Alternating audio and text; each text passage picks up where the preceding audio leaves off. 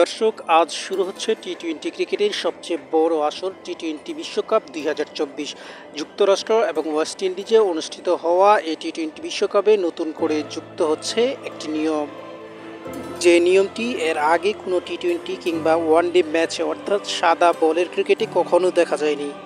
আইসিসির পক্ষ থেকে জানানো হয় যে এবারকার টি-টোয়েন্টি বিশ্বকাপের মধ্য দিয়ে যাত্রা শুরু হচ্ছে ক্রিকেটে স্টপ ওয়াচের ব্যবহার, যেখানে একজন বোলার বল করার পরে পরবর্তী বোলার বল করতে আসার আগ পর্যন্ত সময় থাকবে মাত্র 60 সেকেন্ড।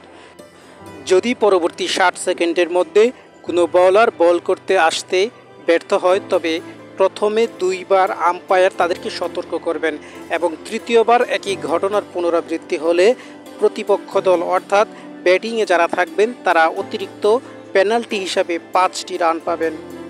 আইসিসির পক্ষ থেকে এই প্রজ্ঞাপনটি জারি করা হয় গত মার্চের 15 তারিখ। ইতোমধ্যেই বিভিন্নভাবে এই স্টপওয়াচের ব্যাপারে কথাবার্তা হচ্ছে। আশা করা যাচ্ছে এটি খুবই রোমাঞ্চকর হবে।